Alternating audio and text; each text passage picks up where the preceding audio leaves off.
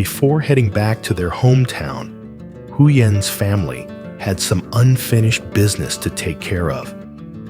They went to the police station to inquire about the stolen motorcycle. If they managed to recover it, they could use it to travel back home. But that wasn't the only thing on Dee's mind. Adam had made up his mind to return to their hometown to protect Tuvi, who was still being hunted by her dangerous ex-husband. The question now is, what will their journey back home look like?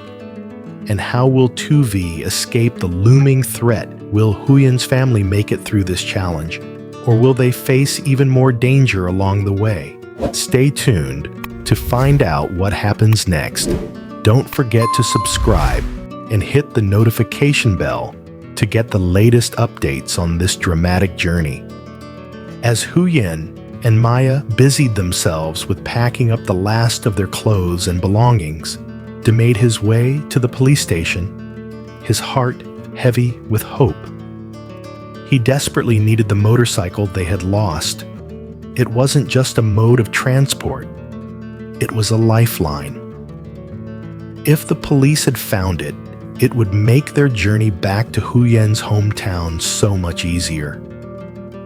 Not only would it help him in his work, but it would also allow him to safely take Huyen and Maya back home away from the dangers they were leaving behind. But when he arrived at the police station, his hopes were dashed.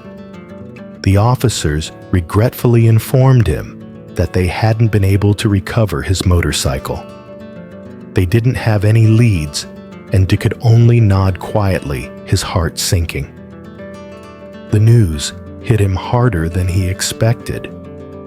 He had clung to the hope that he'd have one less obstacle to overcome in their journey. But now that hope was gone. Dee left the station, his mood heavy with disappointment and frustration. The weight of his responsibilities was starting to feel unbearable. As he walked back, he couldn't help but feel the looming uncertainty of their future, knowing that there were still so many obstacles in their path. He had hoped that today at least something would go right. But the reality was that life wasn't going to make it easy for him or for Huyen and Maya. His steps were slow as he made his way back to the house, burdened with the weight of everything they still had to face. As the time came to leave this place, Huyen and Dee sat together on the edge of the field, the sun setting in the distance, casting a soft glow over the land. They shared a quiet moment, reflecting on everything they had been through, the joy, the struggles, and the memories they had created in this new place. Huyen had poured so much of herself into building their home here. She had dreamed of it being a place of happiness, a safe haven for her family. But now, as the reality of their situation settled in, that dream had shattered. It was hard to let go. The land, the house, everything they had worked for felt like it was slipping away. Yet deep down, Huyen knew that returning to her hometown was the only choice that would truly be best for Maya. Dee, sensing her pain, reached out to comfort her. "Everything will be okay, Huyen. Going back to our hometown is the right choice. Things are better there. I'll be able to find work, earn more money, and take care of our family. Plus, the crops you've worked so hard to grow, those will sell quickly. We'll have a place to farm, and it will be a fresh start for all of us." His words, though filled with optimism, didn't entirely erase the sadness in Huyen's heart. But as she looked at him, she felt a sense of relief. She could picture it, a small farm back home, where she could raise fish, grow vegetables, and live the life she had always dreamed of, even if it was different from the one she had imagined here. It was the chance to build something meaningful, something that would give her daughter a better future. Yet even as she found comfort in Dee's words, there was one thing still weighing heavily on her mind. How would they get back home? Dee's motorcycle was gone, and they didn't have a way to travel. Dee seemed to read her thoughts. "We'll take the train," he said softly. "Tomorrow, we'll go to the station and get our tickets. We'll pack everything up, and we'll leave as soon as we can. It'll be all right, Huyen." Huyen nodded, feeling the tension in her chest loosen just a little. She wasn't sure how everything would turn out, but with Dee by her side, she felt a glimmer of hope. It wouldn't be easy, but they would figure it out. Together, they'd face whatever came next. For now, they had to focus on getting to the station, starting this new chapter, and putting their trust in the future. Tomorrow would bring new challenges, but for tonight, Huyen allowed herself a quiet moment of peace, knowing they were taking the first step toward a new beginning. The next morning, as Huyen's family was preparing to leave for the train station, Adam showed up unexpectedly.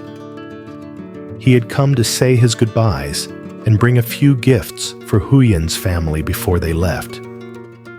Adam had also gathered some news about Tuvi. He had learned that Tuvi was still living on the land where Huyen's family had stayed and had not yet returned to her hometown up north. Adam looked at Huyen with a serious expression. Tuvi wants to say goodbye to her ex-mother-in-law before leaving, but she's gotten herself into something really dangerous. Huyen's heart tightened.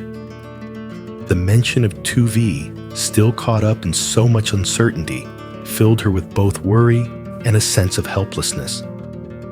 Adam continued, his voice filled with concern. Her ex-mother-in-law, even after all the pain her son caused, has always tried to protect Tuvi. She knows the evil her son is capable of, and she's quietly done what she can to shield Tuvi from him. Tuvi's been staying in a cave on a mountain, hiding from everyone. Her ex-mother-in-law even secretly brought her food, but her ex-husband found out. The weight of Adam's words hit Huyen like a storm. She could barely process the depth of the danger Tuvi had been living with. Adam's voice grew more urgent as he continued. They set a trap for her, trying to catch her so they could sell her off to Cambodia. But her ex-mother-in-law, despite everything, fought back. She used all her strength to help Tuvi escape.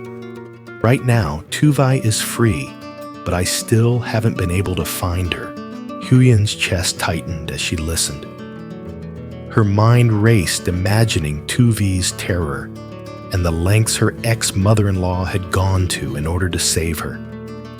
The raw courage and love that had been shown despite all the suffering struck Huyen deeply. She knew the danger was far from over. Tuvi had escaped, but who knew how long she could stay safe and what else would come her way? Adam's eyes softened as he looked at Huyen. He was clearly worried, but there was also a deep sadness in his gaze. He knew this was just the beginning of a much larger struggle. Huyen felt a heavy weight in her heart, and for a moment, she didn't know what to say. Tuvi's situation was a tangled web of fear, danger, and helplessness. And all Huyen wanted to do was protect her. Huyen and Day were deeply moved by the news, their hearts heavy with empathy for the young girl Tuvi.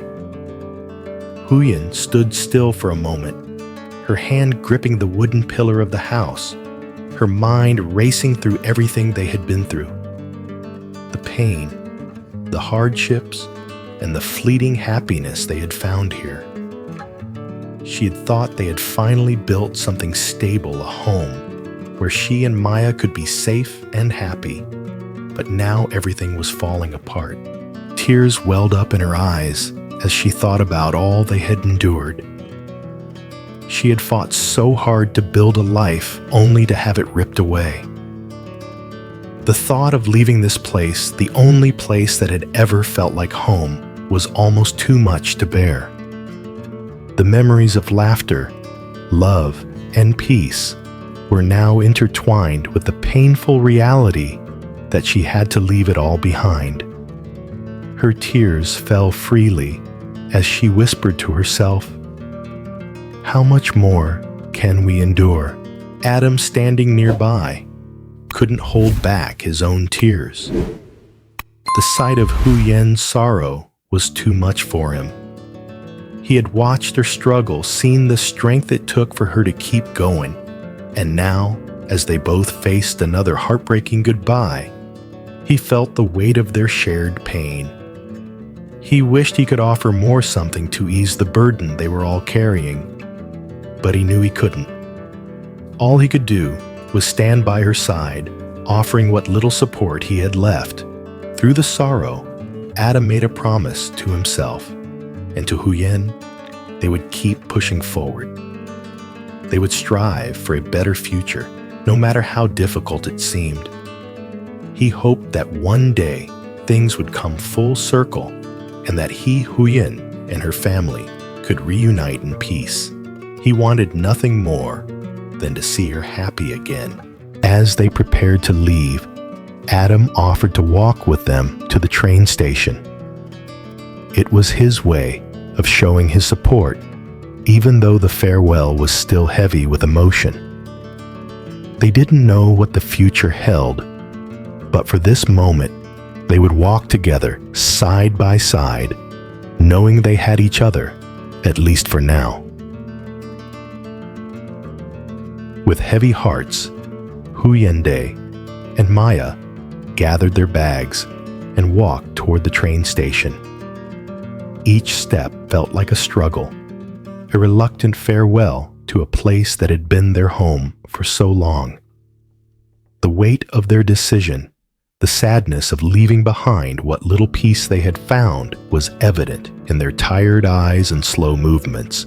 As they arrived at the station, Dee stepped forward to handle the train ticketing process, his mind focused on the task, but his heart still heavy with the uncertainty of what lay ahead.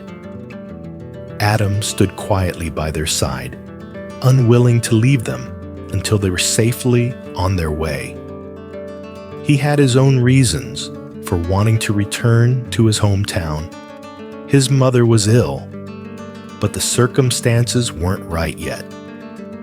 He was still working hard, saving every penny he could, waiting for the day he could return to care for her. The train finally arrived, its loud whistle cutting through the stillness of the moment. Huyen and Maya climbed aboard together, their footsteps echoing in the hollow space as they found their seats. For a moment, everything seemed to pause. It was the start of a new chapter, but the uncertainty of the future hung over them. Would things be better when they returned home? What kind of life awaited them there? They didn't know, but they had no choice but to move forward. As the train slowly pulled away, Adam watched from the platform, his heart aching. He knew they were headed toward something unknown, but for them, this was the only path left. He stood there for a moment, letting the train disappear from sight, before turning to face his own future, one that was still uncertain. For Huyen and Maya, this was the beginning of a new journey. The road ahead was filled with unknowns, but one thing was certain together: they would face whatever came next. Stay tuned for the next chapter in their journey, and don't forget to subscribe so you can get the latest updates on what's to come.